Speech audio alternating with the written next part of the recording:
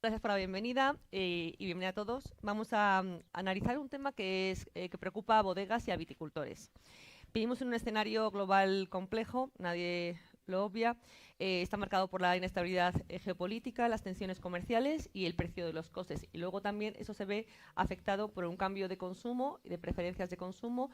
Y vamos a ver cómo se encaja todo. Contamos como una mesa de altura, como pues de otra manera en este pueblo, que está formada, voy por aquí, empiezo por aquí, por Tomás Postigo, fundador de Bodegas Tomás Postigo, Estefanía Rodero, directora general de Pado Capellanes, Nacho Andrés, director de desarrollo de negocio de Bodegas Emilio Moro, Pedro Ruiz, CEO de Alma de Carrovejas, perdona, primero Álvaro Hernández, jefe del sector de Dirección General de Comercio de Castilla y León de ICEX, y por último, Pedro Ruiz, CEO de Alma de Carrovejas. Vamos a empezar con la primera pregunta, que yo creo que es fundamental, que se la puedo enfocar, bueno, cualquiera le podéis contestar y luego os podéis también meter, si queréis, también la conversación, o sea, sin problema. Me gustaría saber cuáles son los mercados internacionales que presentan mayores riesgos y cuáles, a pesar de este contexto tan volátil, ofrecen oportunidades reales para el vino español. Si queréis podemos empezar con Álvaro Hernández. Vale. Venga. Bueno, como todos sabéis, el tema ahora de Estados Unidos está un poco revuelto, pero tampoco es un mercado que sea de los que más exporte España de vinos, aunque sí que hay algunas bodegas que están más afectadas que otras. Las bodegas grandes normalmente se ven menos afectadas porque suele ser menos de un 5% de la exportación, y las bodegas más afectadas son esas bodegas mediano pequeñas que tienen un porcentaje más alto, pero de momento no se ha visto mucho efecto porque lo que se ha visto un poco es efecto contrario. En Estados Unidos se ha importado bastante antes de poner los aranceles como un poco de seguridad, y según pues los datos que hay actualmente hasta marzo de las exportaciones no ha habido no se ve un efecto, un cambio grande con el año pasado. En líneas de la Unión Europea vienen un poco llamando a la tranquilidad. También están un poco con pies de plomo para ver por otros países cómo están realizando los acuerdos, porque por ejemplo hace poco en Reino Unido ha llegado a unos acuerdos sectoriales, y, y están un poco viendo a ver en qué sectores se puede un poco, Estados Unidos está pues viendo a ver en qué sectores se pueden negociar más unas cosas u otras, pero al final se ve que a la larga en principio no va a tener tanto impacto y acabará, se cree que más o menos acabará en un arancel general del 10% para todos los países. Pero bueno, aquí también las bodegas que están pueden hablar un poco más del sector en sí, si están viendo que tiene un efecto o todavía no han notado, o cómo ven que está. Ahora que habla de Estados Unidos, tenemos, justo se acaba de meter aquí en el debate, Álvaro Jiménez, CEO de Jiménez Sequol, que es una consultoría de distribución de vino en Estados Unidos, al que agradezco personalmente la participación porque se ha pegado un madrugón porque vive en Denver. Así que te traslado la pregunta, te doy la bienvenida y te traslado la pregunta. ¿Qué mercados ves más complicados en estos momentos y qué mercados hay también que son una oportunidad para el mundo del vino español?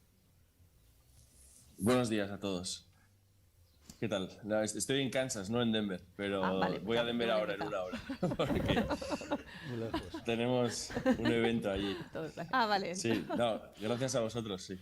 Son las 3 de la mañana, o sea que perdonadme, pero quería defender este mercado. Bueno, lo que decía Álvaro es verdad, pero al final vendimos 400 millones de euros el año pasado de vino español aquí, y más que nada, para mí es el mercado número uno en cuanto a potencial, no tanto las cifras, que siguen siendo impresionantes, pero claro, al final lo que llegamos a poder vender aquí es lo que tenemos que entender. Cada estado es un país, y si se trabaja un poco puede perfectamente, independientemente de temas políticos, suplantar a cualquier otro mercado europeo, simplemente trasladando tus ventas de Bélgica pues a Kansas mismo donde estoy, o a Colorado. Es decir, el potencial es gigante, hay que trabajarlo mucho más, y la inestabilidad política para mí no es tal, lo vivo muy de cerca aquí y nunca he visto tanto entusiasmo y tanto dinamismo económico como ahora. Al final, las noticias no siempre son la realidad y hay que venir al mercado y a ver cuánto consumo hay y sobre todo qué tipo de consumo hay, adaptar nuestro vino a eso. Obviamente hace 10 años no se bebía lo mismo que se bebe ahora, pero para eso estamos en España y tenemos esa flexibilidad y toda esa gama de vinos en la que podemos adaptar los rangos a lo que pide cada mercado. Así que yo a las bodegas les diría que sigan intentándolo aquí y como nunca encima, aunque eso de poner todos los huevos en la misma cesta nunca es recomendable, pero bueno, quien tenga un mercado potente en Europa ya, mi recomendación sería que se olvide de Asia y que venga aquí y que por lo menos vaya poniendo chinchetas, que empiece por arriba, por abajo o por el oeste, pero desde luego que lo intente porque este mercado tiene 20 años o vamos, infinito potencial para seguir creciendo. ¿Se ve un cambio de preferencias en el consumo allí? Eso ¿Qué ha tipo sido de obvio, vinos sí. quiere el Ha habido un consumidor? tema de precio, sobre todo. Antes del COVID, las gamas de debajo de $20, que serían nuestros vinos crianzas en España, era el centro de la campana, obviamente. Y eso ha sufrido un cambio tremendo y ahora mismo se están vendiendo los vinos de 25, 35, $40, que vienen a ser, pues, aunque ya tradicionalmente no lo usemos, pero bueno, nuestras reservas, nuestras gamas medias, nuestros vinos de autor, y ahí España tiene mucho que decir. Ya la guerra de los precios parece que ya no es tan salvaje y cualquier persona en España o cualquier bodega que esté haciendo vinos de entre 10 y 20 euros precio de bodega, es decir, vinos ya pensados y refinados, tiene mucho que decir aquí. Y eso va a ir a más. La gente está bebiendo menos, ya lo saben ahí en las bodegas que están. Bebe menos, bebe mejor y España es la cabeza mundial para responder a esa demanda, desde luego. En Europa, vosotros qué veis, bueno, cualquiera de vosotros me puede contestar. ¿Cómo veis Europa? ¿Qué mercados hay interesantes a día de hoy para poder ir? En Europa, como mercados europeos, es verdad que, como bien comentaban anteriormente, Estados Unidos es el mercado con el que yo creo que todos coincidimos que es clave y con el que creamos marca y todo parte del mercado americano. Fuera de eso, en el mercado europeo, es verdad que nosotros en Alemania hemos tenido una contracción importante en el último año por un tema de situación de mercado, lo estamos viendo, cierre de empresas, casi producto manufacturero lo más alto que han tenido en los últimos años. La realidad es que nos encontramos en Europa, bajo nuestro punto de vista, es verdad que hay no un estancamiento, pero hay pues es verdad que hay un consumo que igual se está contrayendo un poco, ¿no? Como oportunidades que podemos ver, quizás el mercado de Reino Unido es interesante.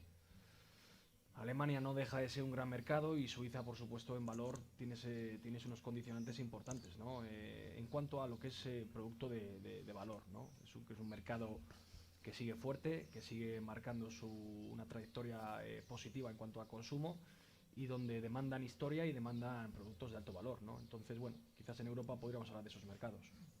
España, ¿tú ves algún mercado añadido? Estoy completamente de acuerdo, subrayo lo que han dicho mis compañeros. Hay muchas amenazas, mucha inestabilidad geopolítica, pero hay muchísimos mercados que son una oportunidad, de mercados que demandan historia, que demandan tradición, y eso es lo que somos, nuestra identidad, nuestra personalidad, es lo que tenemos que trasladar también, y demandan esa historia y esa singularidad.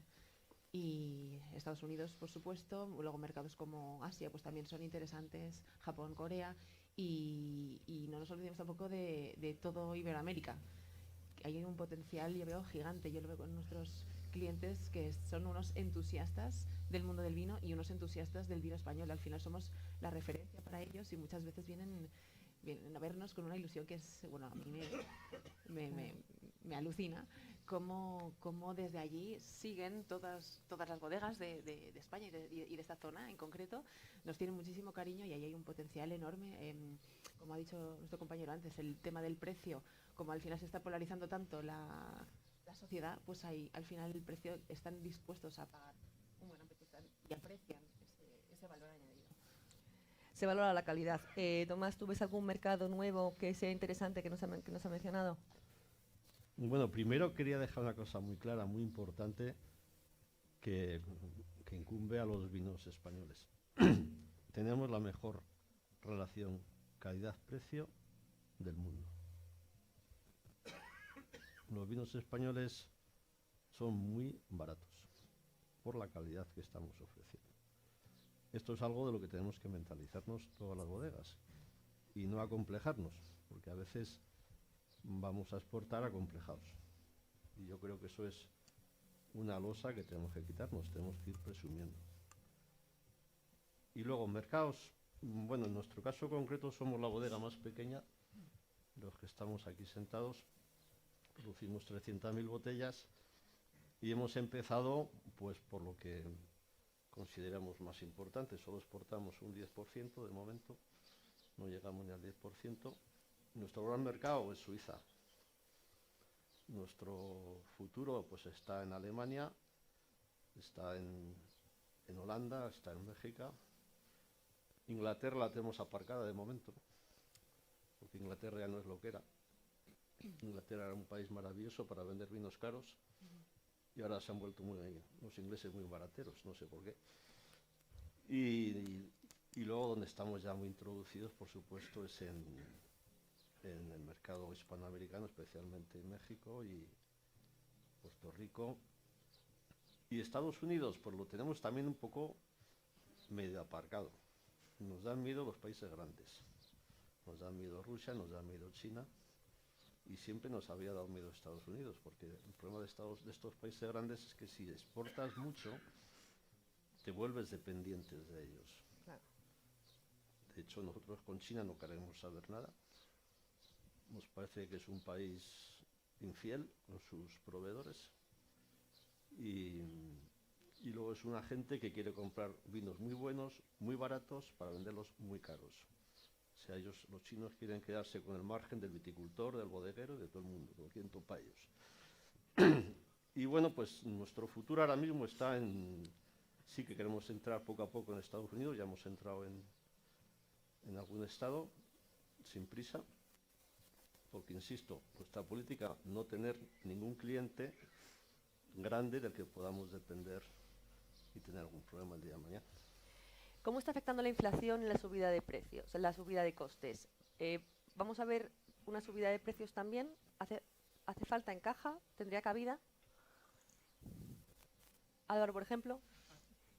Bueno, es que al final el tema de los precios lo conocen mejor las bodegas porque son las que pueden saber si pueden manejar el margen o no. Aparte, igual que hablábamos de aranceles, también habrá bodegas que puedan jugar un poco más con el margen, otras que no. Y en el tema de la inflación igual, también es verdad que a muchas bodegas le ha afectado mucho porque el coste energético, también ha subido el coste del vidrio de la botella, ha subido el coste de producción y pues les han subido los márgenes, o sea, les ha subido los costes, pero no sé, depende de la bodega también qué márgenes tiene y hasta dónde quiere ajustar los precios. Claro. No sé, Pedro, en tu caso, ¿cómo lo ves? Bueno, buenos días a todos. Yo quería dar las gracias también por la invitación y mandar mucho ánimo, que los últimos días han sido complicados aquí en la zona para todos los viticultores y bodegas que se han visto afectadas, y mucho ánimo, pues todo de largo plazo siempre y demás, ¿no? Bueno, evidentemente yo creo que los costes están ahí. En los últimos años, con las inflaciones, costes de materias primas, el coste energético, decía Álvaro, con muchas cuestiones, evidentemente ha encarecido todo esto. Y yo tengo clarísimo que quien lo va a pagar evidentemente es el cliente. Algunos años de inicio puedes sostener un poquito el coste, puedes intentar asumirlo desde las bodegas, pero desde luego quien lo va a terminar asumiendo más pronto o más tarde es el cliente, ¿no? Comparto un poco lo que decía Tomás, aunque para mí es un arma de doble filo. O sea, los vinos españoles son demasiado baratos comparado con los vinos internacionales. Lo que pasa es que yo cada vez que lo decimos como argumento, creo que casi se ríen de nosotros, ¿no? Porque creo que tenemos que perder el complejo, como decía Tomás, y ponerlo en valor, ¿no? Tenemos que ser capaces de vender nuestros vinos a precios más altos para que se valoren en la media justa también, ¿no? De la primera pregunta, disculpad, yo creo que añadiría una parte importante, que es el Middle East, que nos olvidamos de ellos muchas veces por el tema religioso, porque vemos que hay mucho musulmán. Estuve hace un mes aproximadamente en Dubái y me quedé muy sorprendido, ¿no? 80% de población no local, primer mercado turismo, y un consumo importante a precios importantes, ¿no? A precios muy importantes. Yo creo que también ahí hay una vía abierta importante, más allá de los mercados clásicos, como decía Estefanía, ¿no? De toda la parte de los países más hispanos, ¿no? México, República Dominicana, Puerto Rico, Miami y demás. Estados Unidos, Reino Unido y China yo creo que son grandes oportunidades, toda la parte asiática que decía Estefanía. Y bueno, creo que hay muchas oportunidades, afortunadamente fuera hay África, que nos olvidamos siempre de ella, pero creo que tiene que despertar en algún momento y no nos olvidemos que es un país, algunos países productores también, y puede ser un mercado también relevante, ¿no?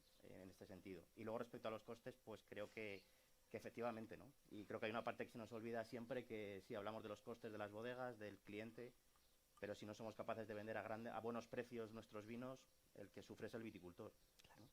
Hay que partir de pagar un precio justo por la uva, un precio adecuado, porque eso supone también el desarrollo económico, social y de la zona para lo que hacemos, y aparte de añadiría que aparte de pagar un precio justo por la uva, que es importantísimo, es que exijamos también, ¿no? Porque si pagamos precios altos pero no exigimos, el destino o el futuro de la Ribera del Duero, en este caso, creo que se ve comprometido también.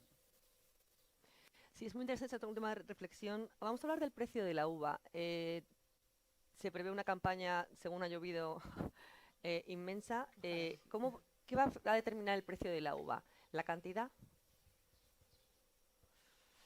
Tomás, por ejemplo. La uva vale lo que estés dispuesto a pagar por ella. ¿Es así? Esto es así. Es verdad que influye el mercado, pero luego hay bodegas, y de estas hay muchas en la Ribera del Duero, que buscan calidad. Y sí que es verdad que en la Ribera del Duero la uva se paga mucho más cara que en otras zonas de España. Y también es verdad que en la Ribera del Duero hay muchas bodegas que, bueno, le están poniendo unas condiciones al viticultor, no sé si esto se oye bien, le están poniendo unas condiciones al viticultor, pero lógicamente a cambio al viticultor hay que darle algo que le compense, hay que darle dinero. Yo tengo una teoría: ningún viticultor debería ganar menos de 12.000 euros brutos hectárea.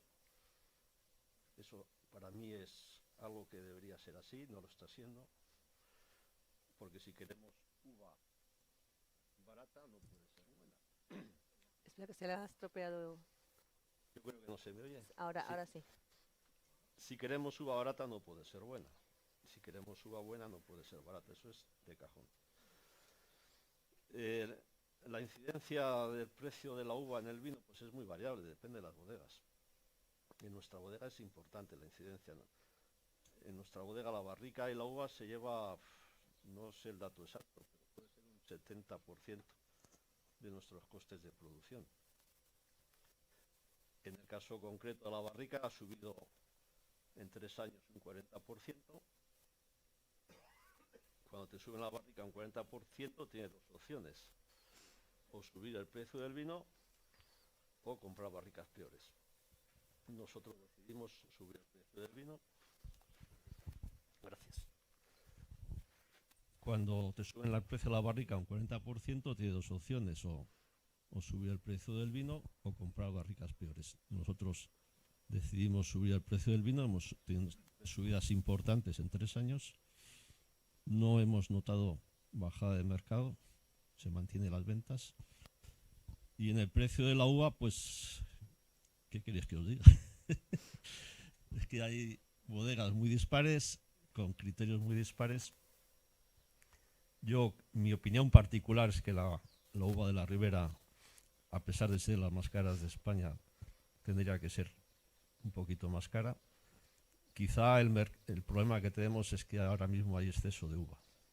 Es verdad, la culpa es de las bodegas, nuestra, que hemos creado una demanda que puede ser ficticia.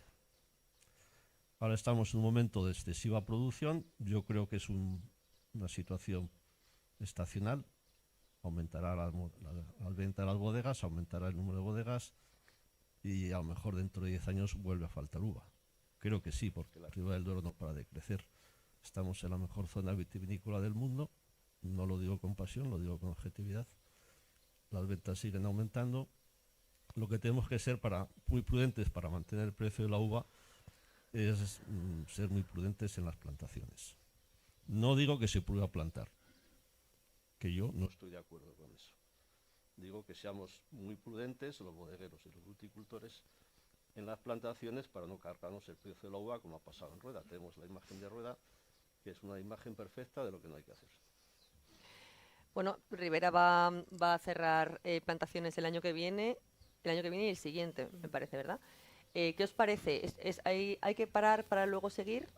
Como decían, yo creo que, bueno, digamos antes, ¿me oye bien? ¿No se oye? No se oye. Vale. Hablamos antes de la inflación, del aumento de precios. Este margen, las gamas bajas no lo pueden sostener, entonces yo creo que todos los que estamos aquí hemos huido de este camino del ir a precio y estamos en otro camino. Somos otro tipo de bodegas y aquí estamos también otro tipo de viticultores que apostamos por ese valor añadido y esa inversión, o sea, precisamente en este escenario es cuando tenemos que invertir más en sostenibilidad real, en prácticas reales, en apuestas por una viticultura más sostenible, más respetuosa, más diferenciadora para poder luego dar valor a nuestros vinos y que la gente esté dispuesta. Es toda una cadena, vamos todos de la mano y en este momento precisamente es lo que dice el aguantar, ser prudente e invertir en este valor añadido para cuando las cosas se vayan encajando, pues seguir estando ahí. Al final esto es un camino de largo recorrido. Esto no podemos ir dando tumbos ni cambiar nuestras estrategias ni tampoco dejarnos llevar por noticias o por políticos o por cosas que se oyen, noticias que decía antes el compañero que las cosas no son como se ven muchas veces. Mantener cada uno su estrategia, su visión y mantenerse fuerte en estos momentos, pues prudencia, pero seguir construyendo a largo plazo, porque esto es un camino de vida a largo plazo. Son muchas generaciones que nos han precedido anteriormente y esto es un camino muy largo. Está cambiando el consumo, las preferencias de consumo. Está creciendo mucho el vino blanco, el vino tinto está en retroceso. Pregunto si quieres a Álvaro, ¿es una tesitura temporal o esto ha llegado para quedarse? Te contesto ahora mismo, pero voy 3 preguntas para atrás. Si me dejas. Vale, primero rápido a Tomás, respecto a lo que ha dicho de que es un mercado muy grande, tiene toda la razón del mundo, es inmenso, pero por quitarle el miedo, que no tiene ninguno él, pero a él y a todas las bodegas, por decirlo de alguna manera, al final tener un distribuidor en Colorado es como tener un distribuidor en Alicante. Hay que visualizarlo así. Entonces no estamos hablando de vender en Estados Unidos, estamos hablando de vender en un mercado concreto del tamaño de cualquier comunidad autónoma española y poder, pues eso, ir controlando el tamaño de tus ventas en cuanto a que son 50 estados y a nadie le obliga a uno a vender en todo el país. O sea, es una estrategia, sobre todo para las bodegas que están allí de cierta calidad, la más inteligente y la más sabia en cuanto a entrar poco a poco y crear confianza con los distribuidores de cada estado, que para eso está tan diferenciado aquí las leyes y demás. Eso por un lado. Respecto al tema de los precios, es muy interesante porque no por hablar ni bien ni mal de nadie, pero, por ejemplo, Pago de Carrovejas, en una carta en cualquier restaurante está a $90 y Marqués de Cáceres está a $70. Yo no sé cuánto está Marqués de Cáceres en España, pero sí que Pago de Carrovejas, tampoco quiero meter la pata, pero estará entre 35 y 50, depende del restaurante. La guerra es totalmente diferente. Aquí la calidad se paga a un precio muy razonable y a nosotros nos va bien porque estamos vendiendo ex-works o desde bodega a los precios que nosotros queremos y la gente va a quedarse sorprendida y cualquier persona que consume una botella de vino en on-trade, en restaurante, va a pagar $100 y nosotros entramos ahí muy bien. Es decir, todas las gamas medias altas de España entran a precio perfectamente y la reacción del cliente es maravillosa siempre porque están pagando $100 por un napa mediocre y están pagando $100 por beber un Pago de Capellanes, un Pago de Carrovejas, un Tomás Postigo o un mes indiferente. O sea, vinos que en España tenemos en muy alta estima, aquí son accesibles. Por lo tanto, una ventaja más para entrar al mercado. Y respecto a los diferentes escenarios donde se consume, en restauración cada vez se está creciendo más. En la guerra de los liquor stores o las tiendas de calle, ahí no tenemos mucho sentido porque eso sí que todavía se mantiene en 2015, es decir, vinos, pues todas las marcas que conocemos de batalla, de millones de producción, pero luego están las wine shops, que no es lo mismo, que vienen a ser el equivalente a un restaurante y es donde España tiene mucho que decir. Es decir, la gente en su barrio baja a comprar una botella de vino y sabe que va a pagar 50 o 60 dólares. Y otra vez, estamos en precio. No tenemos que estar mirando el céntimo porque el mercado lo absorbe y lo permite. Entonces es un mercado muy agradecido en ese sentido. Y me he olvidado de tu última pregunta. Sí, decía que se ha llegado para quedarse el cambio de consumo. Suben los blancos, bajan los tintos. Sí, no, totalmente. Sí, sí, eso es una tendencia. Pero lo que sí ha cambiado es lo que os comento. Yo me acuerdo de las negociaciones en 2015 con los distribuidores de si el vino valía 3,70, a ver si podía valer 3,40. Eso ha desaparecido completamente. Lo sé por las bodegas. Nadie está en esa guerra. Entonces es un momento muy bonito porque si tu vino vale 20, tu vino vale 20. Primero, no te van a discutir y te van a respetar el precio original. Y segundo, el mercado lo va a absorber. Y ahora mismo con los blancos, pues también, ya no estamos en la guerra del 1,90, del Rueda, etcétera. Estamos en la guerra del vino bien hecho, de los monovarietales, del vino de autor. Y una vez más, creo que está preparado el distribuidor y el importador para otro tipo de gamas de precios y otro tipo de calidades. Y España lleva la cabeza en el mundo en esto. O sea que nos debería ir muy bien los próximos 5 o 10 años. ¿El blanco ha llegado para quedarse, Nacho? Yo creo que el vino blanco ha tenido una evolución muy positiva en los últimos años. Nosotros como bodega lo estamos viendo, ¿no? Como los vinos tintos van creciendo, pero en menor porcentaje frente a los vinos blancos, a lo que tenemos en Bierzo, con todo el Godello. De hecho, no tenemos la producción suficiente para atender a esa demanda, ¿no? Yo creo que lo que me comentaban también de precio es interesante, ya dependiendo también un poco el punto de segmento en el que estés. No es lo mismo negociar un precio Works de 10 dólares salida a negociar un precio Works de 3 dólares salida, ¿no? ¿Cómo llegas a Estados Unidos? Volviendo un poco al tema de Estados Unidos, a un vino por copa, ahí sí que es verdad que la sensibilidad del precio, dependiendo del tipo de vino, sí que es importante. Entonces, la parte esta que estamos viendo de los aranceles, vamos a tener que decidir si se lo imputamos al cliente o asumimos un porcentaje nosotros, ¿no? Pero bueno, quizás me desvía un poco la pregunta. El tema de los blancos, el segmento de los blancos está creciendo de manera exponencial. ¿Estamos preparados en Ribera para ese auge de vinos blancos? Pedro. Bueno, yo confío mucho en los vinos blancos hace ya mucho tiempo. Y en 2013 llegamos a Ocean y yo he crecido en casa con una frase que creo que es una cuestión generacional, que mi padre decía muchas veces que el mejor blanco es un buen tinto. Hoy elaboramos más blancos que tintos en Almacarra Ovejas. Y para mí no es cuestión de comparar, pero los vinos blancos son mucho más difíciles de elaborar, son mucho más sensibles, creo que son más gastronómicos. Bueno, hay grandes vinos tintos y blancos y rosados, no es una cuestión de color, pero creo que no se habían puesto en valor, o se había perdido el valor en los años anteriores. No sé si en la Ribera del Duero estamos preparados. Yo soy un poco más crítico que Tomás en ese sentido. Yo creo que la Ribera del Duero es una gran zona, pero creo que hay grandes zonas vitivinícolas en el mundo y creo que tenemos que salir más, ¿no? Cuando sales más y ves, no lo digo porque Tomás no salga, evidentemente sale mucho, pero salir fuera nos abre la mente, nos hace ver otras cosas. Creo que hay grandes regiones en el mundo y creo que tenemos mucho por hacer. Hemos cogido una cuota de mercado importante a nivel internacional, pero en mi opinión en el segmento medio-bajo, a pesar de ser una denominación de origen que vende a precios más altos. Pero cuando hablamos de los vinos top a nivel internacional, Ribera del Duero ocupa un lugar muy pequeño, prácticamente inexistente, que ocupa prácticamente Vega Sicilia, algo Pingus, y puede salpicarnos un poco alguno de los que estamos aquí, pero creo que es una responsabilidad para todos posicionar nuestros vinos. No es una cuestión de venta. Nosotros vendemos solo un 20% en exportación, muy atomizado, en más de 60 países. Pero creo que la responsabilidad es que los vinos españoles estén bien posicionados en el mundo. Si no salimos no podemos vender y tenemos que tener una visión, como decía Estefanía, muy de largo plazo. O sea, aquí esto es sí cuestión de ir sembrando. Un mercado no lo vas a hacer en un año, ni en 2, ni en 3. Es una cuestión de ir sembrando para los que vengan detrás sean capaces de hacer todo esto. Yo digo siempre que en el mundo del vino tenemos que pensar en décadas y para todo. En la viña, por supuesto, pero también en el mercado y también en muchas cuestiones, ¿no? Y yo creo que por supuesto los blancos, yo no optaría tanto en Ribera del Duero por los blancos. Por supuesto que hay sitio para los albillos, y está muy bien recuperar vallas autóctonas, creo que la clave va por ahí también. Pero creo que Ribera del Duero tiene mucho que decir en vinos tintos y creo que hay grandes zonas de vinos blancos que son muy importantes en España y fuera de España. Y creo que lo importante es que hagamos vinos para poder competir a nivel internacional. Y no tengo tan claro si quizás sí, algunos vinos, hay algún vino muy bueno blanco en Ribera del Duero. No sé si hay tanto volumen y no sé si podemos competir tanto. Aparte, hablaba antes del Godello, ¿no?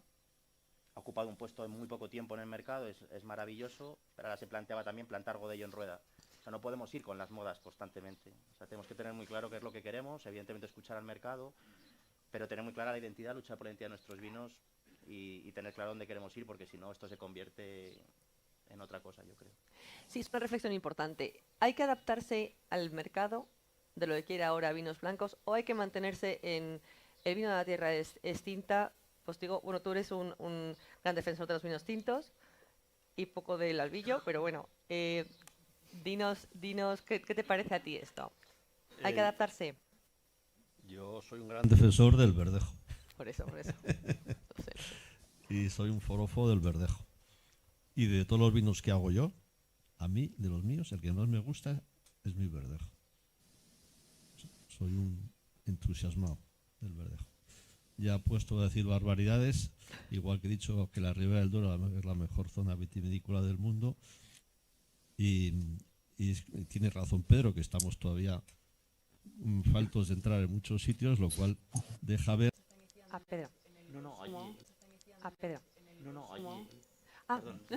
vale. Perdona, Estefanía, que digo que habías hablado Sí, y pensaba que, cuenta. que le estaba buscando Lorena. Perdona, Estefanía. Bueno, decía, no sé si tengo la palabra. No me... Sí. Vale. Habla. Decía que mucha gente está iniciándose en el consumo del vino precisamente en los vinos blancos. Nosotros tenemos ya varios años también de experiencia en Valdeorras. Desde el 2014 estamos ahí con Eduardo Sil y vemos que cada vez se aprecia más los vinos blancos bien elaborados y hay mucha gente, con este auge, hay mucha gente que comienza a consumir vino con los blancos. No creo tanto que sea este consumo en auge del blanco, que esa gente consumidora de tinto que se haya pasado al blanco, sino que estamos ganando consumidores del vino con el blanco. Y eso también es una oportunidad para el tinto. La gente va a introducirse en el mundo del vino a través del vino blanco, a través del buen vino blanco. Y eso creo que es bueno para todos. Álvaro. ¿Yo? Sí. Como somos dos. Sí. No, lo que ha dicho Estefanía es que es exactamente eso. El problema del blanco no es un milagro, ¿no? Es ¿por qué ha pasado el tema del blanco? Porque no había blancos buenos, claro que había unos pocos.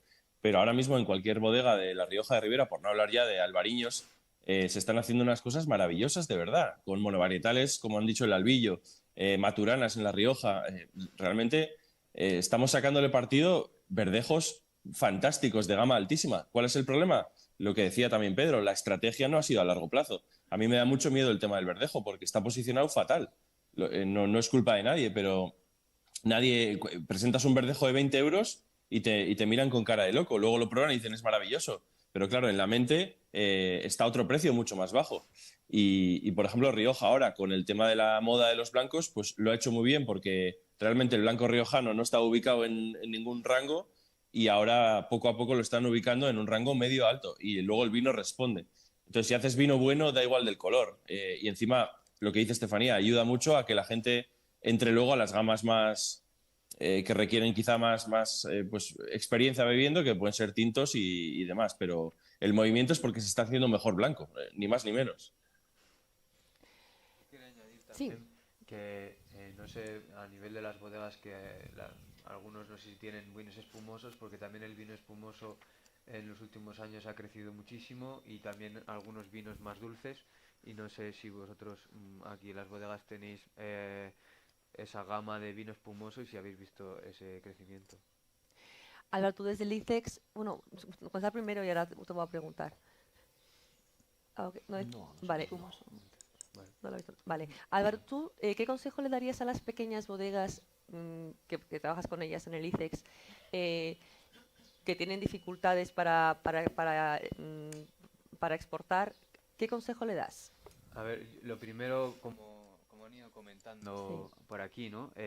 Muchas veces no se creen el vino que tienen y les da como miedo ir afuera y al final desde ICEX nosotros intentamos apoyar al máximo a las bodegas y entonces si no tienen idea sobre algunos mercados, a través de ICEX también hay muchos servicios, como hay un servicio que se llama Conectados, que puedes tener una videollamada con un experto en la oficina comercial en el país que tengas de interés.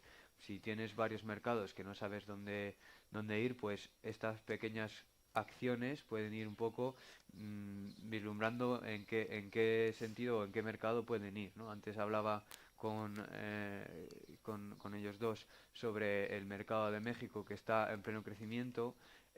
Aquí también nos ha comentado en Estados Unidos que hay un hueco muy grande. Entonces, simplemente las pequeñas bodegas que no saben dónde empezar a exportar pueden empezar a informarse a través de qué mercados hay, cómo poder entrar a hacer estas pequeñas reuniones, intentar buscar distribuidores que se adapten a su vino y simplemente eso, perder el miedo, informarse del mercado y consultar con nosotros toda la información que necesiten para ayudarles en esa fase de internacionalización.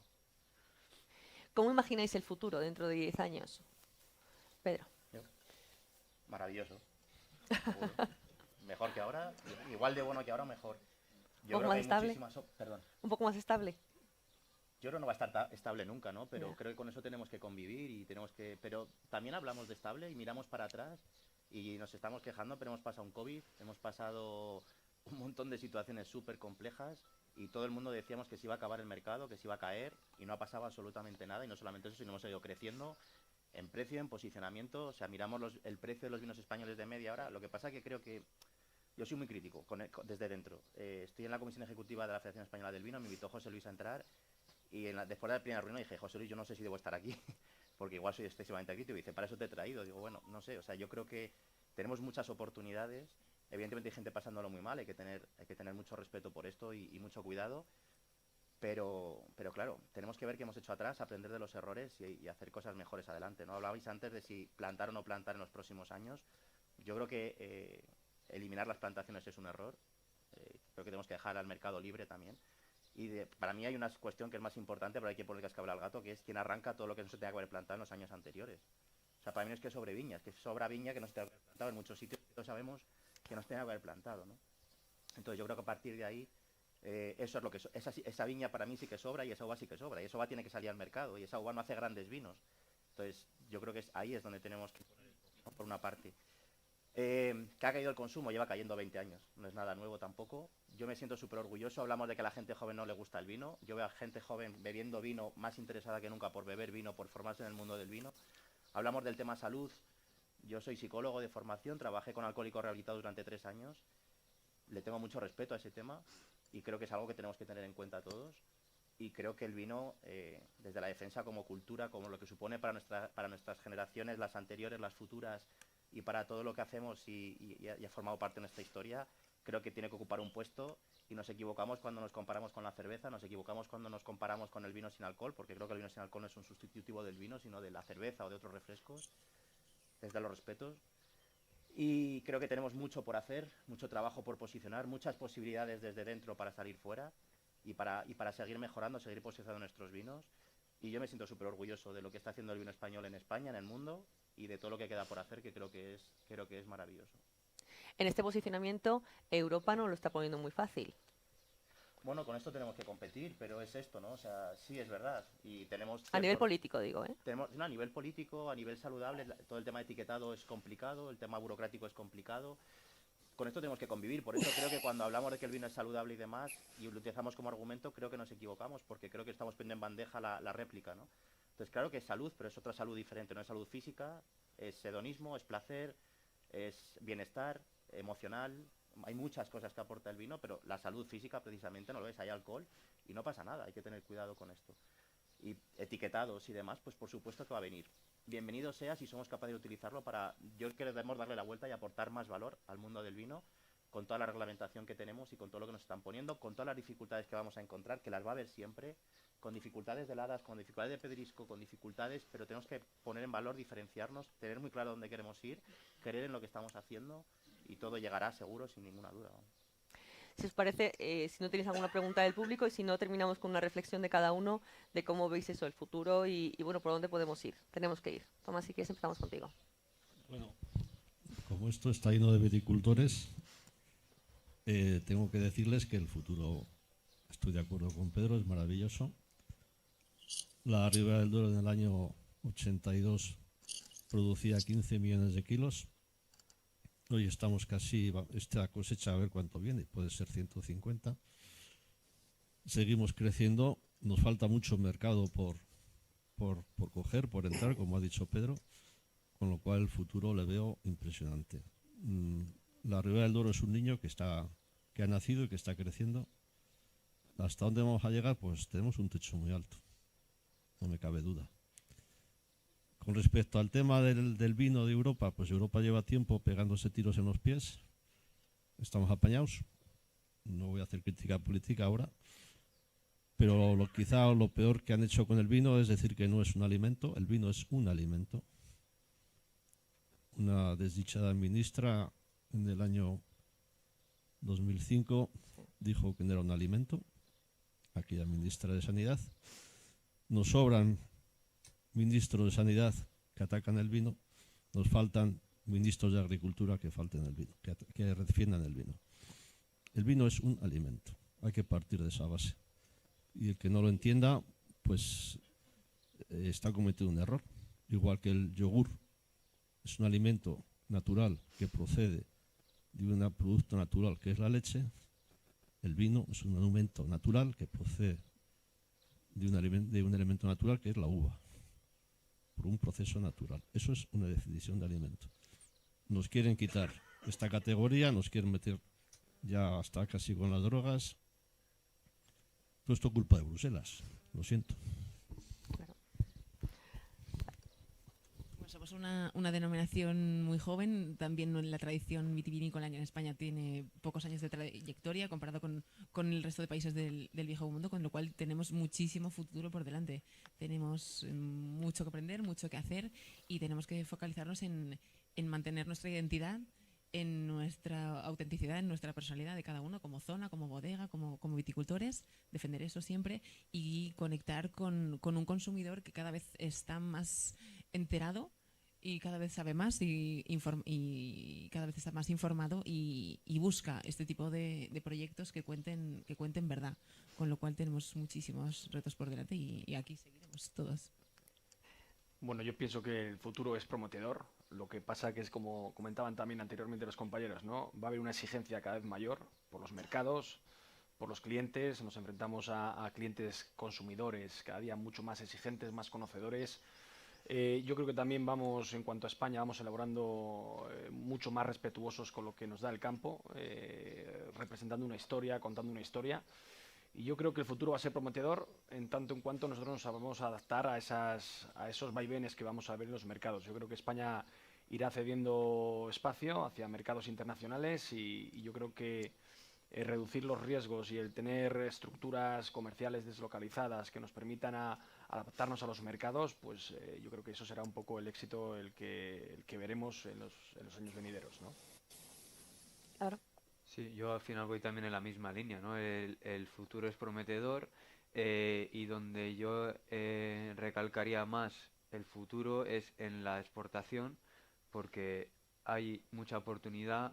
El vino español está mejor posicionado que hace unos años, está cada vez viéndose de mejor forma y como decía antes el compañero Álvaro, en Estados Unidos esos están empezando a verlo como más un vino de calidad.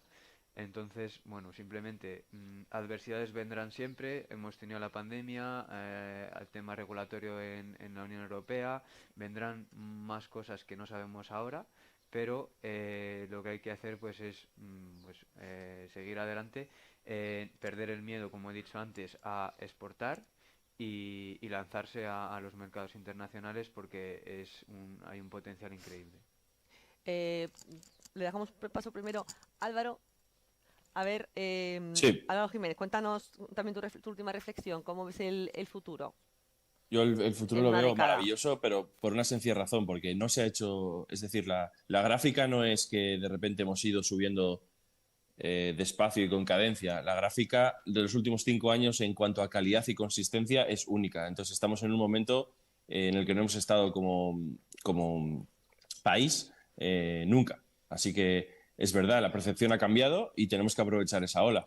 Y tenemos que presentar los vinos porque al final la gente se olvida de que hay que venderlos.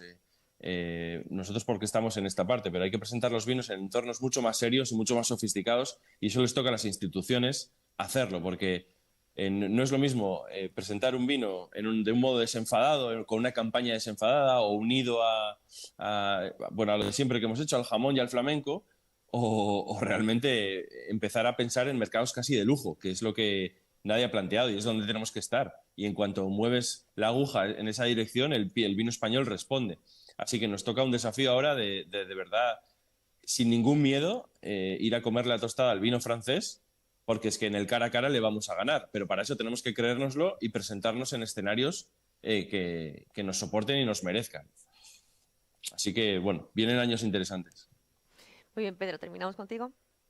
Bueno, yo había hecho la reflexión ya antes, creo, Bueno, pero último. la vuelvo a hacer. Si queréis, lo comparto. Y que sí, comparto todo. Que por supuesto, lo que decíamos, hay muchas oportunidades y hay que seguir luchando. La adversidad solo sirve para ser mejores.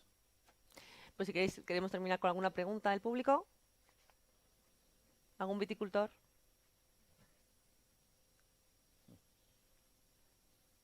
Nada, pues todo claro. Terminamos esta primera mesa redonda y empezamos ahora en acto seguido con la segunda, ¿verdad? Sí, Muchas muchas gracias. gracias a todos.